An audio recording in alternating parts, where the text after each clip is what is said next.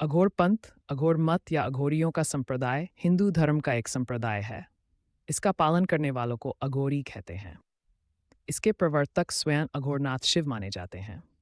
रुद्र की मूर्ति को श्वेताश्वतर उपनिषद में अघोरा व मंगलमयी कहा गया है और उनका अघोर मंत्र भी प्रसिद्ध है। विदेशों में, विशेषकर ईरान में, भी ऐसे पुराने मतों का पता चलता है तथा पश्चिम के कुछ विद्वानों ने उनकी चर्चा भी की है।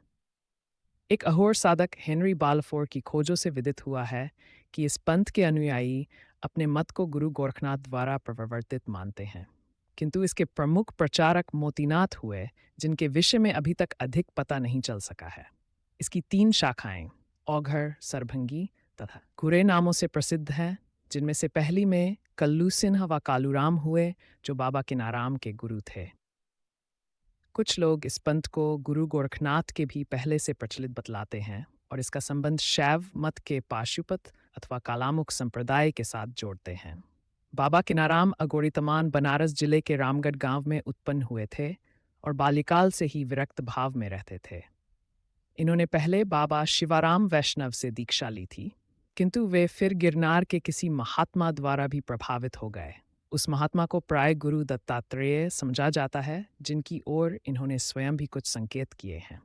अंत में ये काशी के बाबा कालूराम के शिष्य हो गए और उनके अनंतर कृमिकुंड पर रहकर इस पंथ के प्रचार में समय देने लगे।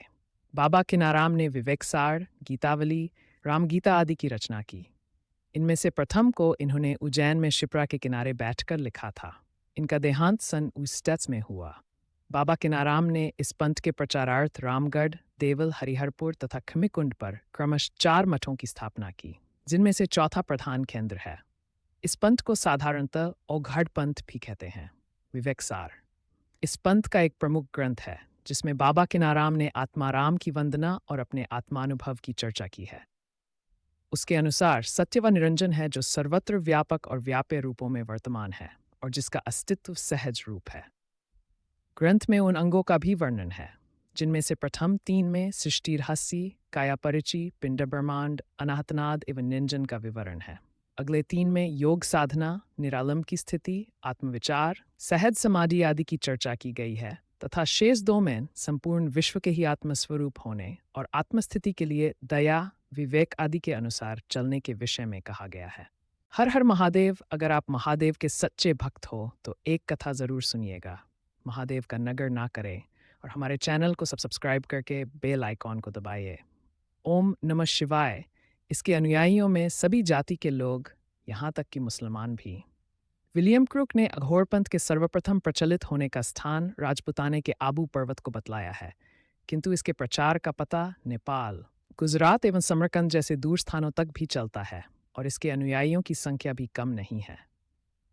जो लोग अपने को अघोरी व औगड़ बतलाकर इस पंथ से अपना संबंध जोड़ते हैं, उनमें अधिकतर शव साधना करना, मुर्दे का मांस खाना, उसकी खोपड़ी में मदिरापान करना था घिनौनी वस्तुओं का व्यवहार करना भी दिख पड़ता है, जो कदाचित का पालिकों का प्रभाव हो। इनके मदिरा आदि सेवन का संबंध गुरु दत्तात्रेय के साथ भी जोड़ा जाता है, जिन काम दकल के साथ उत्पन्न होना भी कहा गया है। अहोरी कुछ बातों में उन बेकनफ्टेजोगी औघड़ों से भी मिलते जुलते हैं, जो नाथ पंथ के प्रारंभिक साधकों में गिने जाते हैं और जिनका अघोर पंथ के साथ कोई भी संबंध नहीं है। इनमें निर्वाणी और गृहस्थ दोनों ही होते हैं और इनकी वेशभूषा में भी सादे अथवा रंगी नक पड़े होने का कोई कड़ा नियम नहीं है।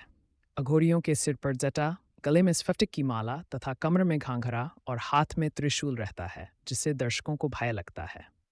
अघोरपंथ की घुरे नाम की शाखा के प्रचार क्षेत्र का पता नहीं चलता, किंतु सरभंगी शाखा का अस्तित्व विशेषकर चंपारण जिले में दिखता है, जहां पर भिनकराम, टेकमनराम, भीखनराम, सदानंद बाबा एवं बालखंड बाबा जैसे अनेक आचार्य हो चुके हैं। इनमें से कई की रचनाएं प्रचुर मात्रा में उपलब्ध हैं और उनसे इस शाखा की विचारधारा पर भी बहुत प्रकाश पड़ता है।